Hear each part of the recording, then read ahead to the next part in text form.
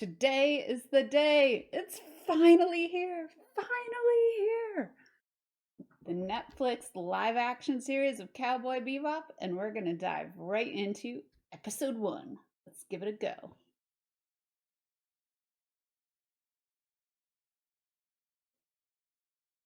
I was very curious, given that the new live action show was coming up, how exactly would they be handling the opening? And right off the bat, I am super happy to say that the opening for episode 1 is fantastic. They have this crazy, very unhinged evil guy who has taken over a casino, and you see a lot of the train wreck that has already happened. There's things broken, people smashed. We've got a hostage that has been taken. We get a little bit of an idea of his crew, but we also get the classic over the top villain who is giving a monologue about something he cares very passionately about that may not matter to everyone else, but he's going to make everybody's day a whole lot worse. So we've got the villain, we've got the environment, we've got the chaos. Where does the crew come in? And the crew comes in exactly in the midst of this, because you see a countdown from an elevator going down. 3, 2, 1. And who happens to be in that elevator? Well, Spike is. Spike Spiegel walks out of that elevator. He's got some headphones on. He's listening to music. We'll get into the music later. But he comes out. He's his irreverent self. The bad guys ask him what he's doing. He says he's just here to play and do some gambling. So he's got his coin in his hand and he's ready to go. We all know that Spike is never around for just one reason. He's always got some side hustle going on. So it does not surprise me one iota that he starts punching and kicking and taking down these bad guys, stealing the weapons, shooting off some things. And in the midst of all the chaos, Jet ends up falling from the ceiling and he's complaining to Spike that he didn't wait for him. He didn't went before a signal and nobody is working with him. And there's an issue because as bounty hunters, they're supposed to bring people in alive, and they might be having a little bit of trouble here. Interspersed with all the fighting is just a tiny bit of humor. Just a little bit. So in one case, Jet is about to punch somebody and accidentally puts his hand on a lady's chest area, which was not appreciated. She asked him to back off. He goes away a little bit, and then as a result, she sucker punches him. But Jet being Jet, he decides to just wallop her back, and so she gets knocked out and everything's fine. But when our evil, crazy guy decides to take another hostage, we have a little bit of a tense situation, which Spike tries to diffuse by saying she's not the best hostage, she's lived a full life, maybe it's not really a problem. And then the icing on the cake, one of the one of the people involved in this opens the door from the bathroom and in the middle of a hostage taking gunfighting situation decided he just needed to go take a dump.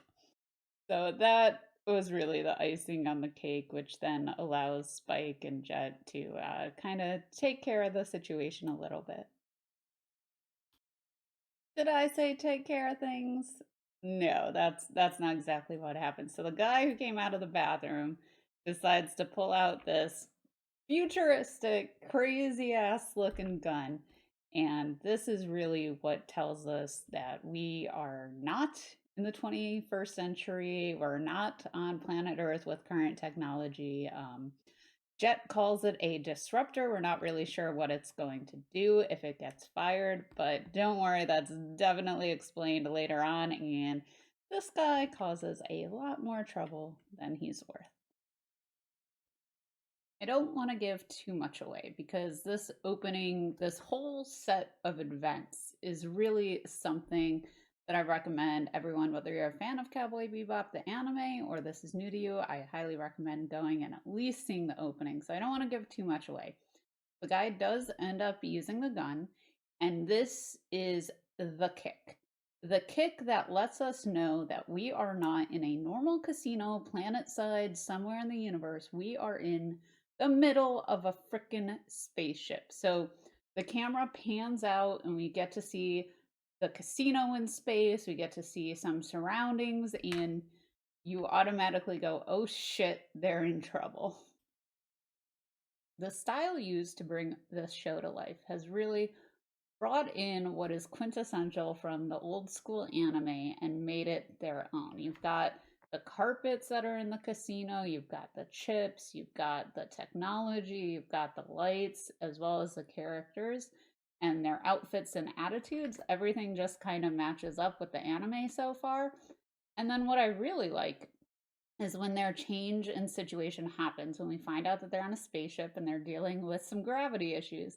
There are some very specific stylistic choices that you would think would typically be in an anime or computer graphics. And it just fits really well with the live action. You see some coins starting to float, you see the blood, which up until this point, we've seen people get shot, we've seen people get, taken out with some punches, but we haven't seen a lot of gore or anything like that. So there's a person lying down and the blood has kind of drenched all over their face, and you see how a change in gravity affects that, and it's just the icing on the cake.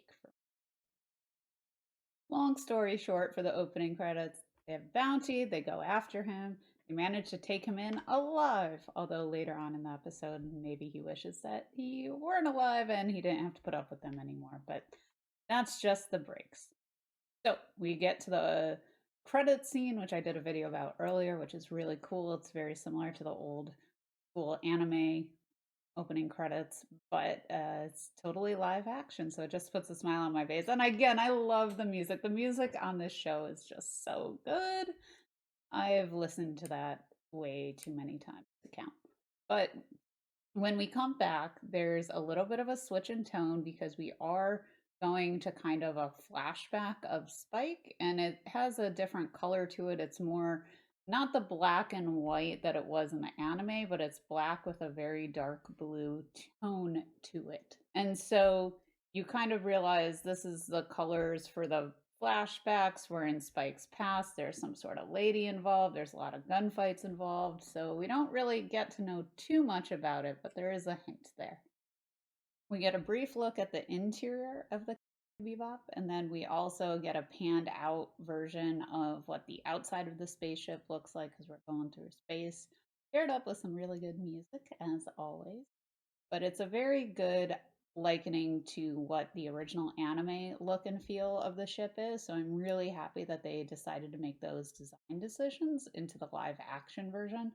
Because as we all know, sometimes when you go into space, things don't go so well with live action. I realize that I've spent a lot of time talking about the opening for this episode, and it's really good. I highly recommend it. But I gotta speed things up a little bit to get us going on the rest of the episode. We get our first introduction into how the Bebop is not necessarily the top of the line ship and needs to have some delicate care in order to make it work properly. We get a little bit of the couch scene with Spike and with Jet going back and forth, talking about food, talking about life, and something that I think might be new, or I just haven't hit yet in my rewatch of the original anime, is Jet mentions that he has a little girl who's turning 8 and he's trying to get a present for her. Later on in the episode, we learn he's got an ex-wife. And so that's something I am curious about where they're going to be taking that. Spike and Jet take us through this wonderful space travel experience, which looks very similar to how it is in the anime. There's different rings going through, there's lots of advertisements. Apparently, advertisements are everywhere when we go out to space and leave Earth. It's kind of cool. They do keep that style. They also keep the style of when Spike or Jet are walking along on planet side. There's a bunch of different signs in different languages. We see this lady and maybe this bad character who are lovers go through these old wing doors into the saloon where we've got a bartender there. And if this sounds a little bit familiar, that's because, surprise, we are getting into kind of the plot line for the first episode on the anime, which I was not expecting. I was curious how they were going to introduce the characters and tell the stories, but not contradict anything in the anime. So I had been of the opinion that it would be kind of like a companion piece, maybe have some flashbacks to show how the characters met. But it turns out that they are taking the storyline from the first animated episode and pulling it into season one, episode one, with a little bit of difference. So that's a really curious choice, and I'm wondering how that will work for the entire season. And we'll probably go back to that later on as I get further into the show. But the lady appears to be pregnant, and if you've seen the anime show, you know some background details. But she's pregnant, she's going at the bar. The guy goes back to talk to another gentleman and ends up using some kind of drug that he may have procured from some place known as the Syndicate, because we see these guys in outfits and guns and sunglasses come in. And this actually made me think of something. I had to look this up because it made me think of something that I found pretty funny. So give me a moment. In walks these gun toting thugs.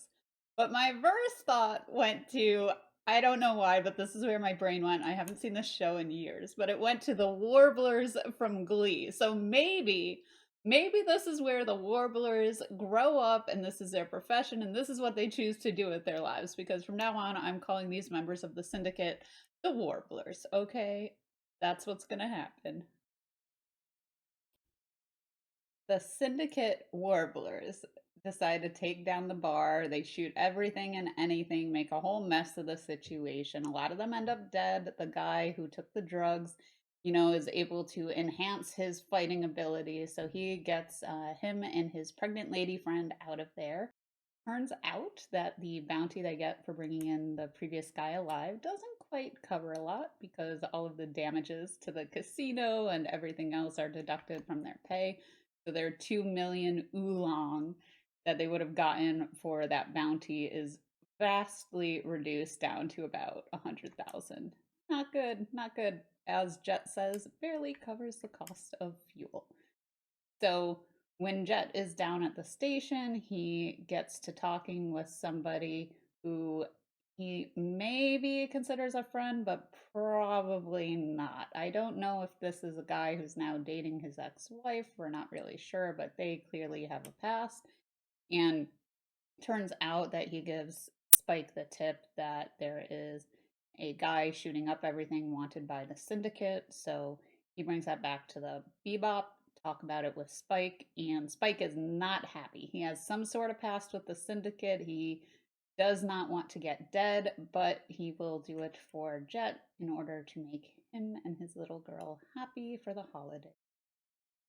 Spike is downtown looking for the couple who have run out after shooting up that entire bar, and he thinks he's found them.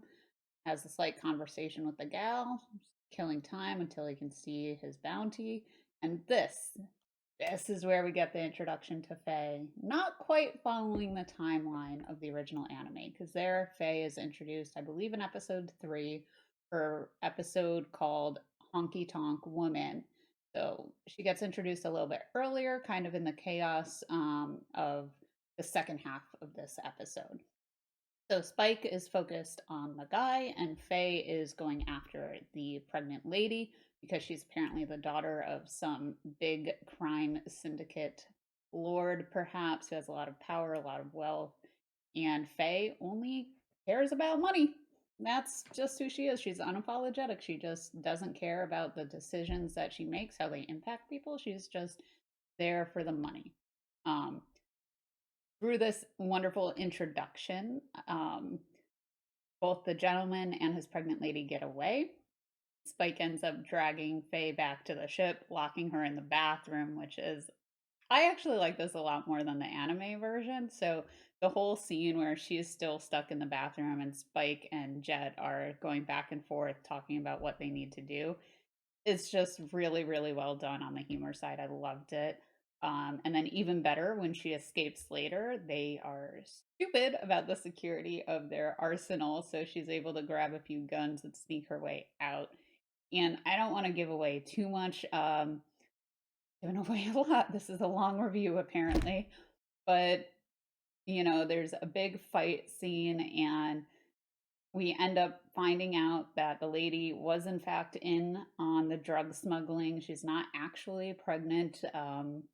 She was trying to smuggle that out so that she could sell it for money and they could start a new life on Mars. And when her hubby does not survive the fight, she puts him in a spaceship and she basically is trying to go through the rings to get to Mars, and she doesn't have the right passcodes to get through, and the Defense Armada takes her out, and it's a very star-crossed ending right there with a no happiness for the two. And then I almost forgot. There was so much going on in this episode that I really did enjoy some pieces that I'm not quite sure about. I'm going to have to rewatch it and see how they follow through with the rest of the season.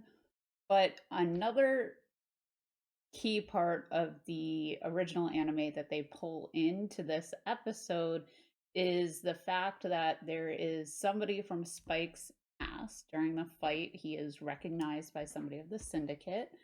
He has a slight conversation before killing him, but another member overhears the conversation and runs away.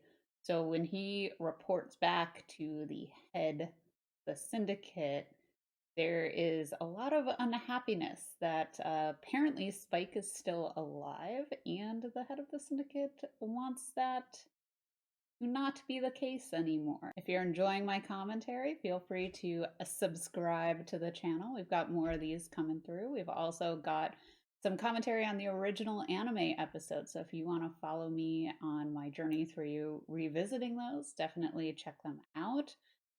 Otherwise, we're going to keep following the storyline of Cowboy Bebop in the live action version of Netflix and see where the syndicate story and these characters take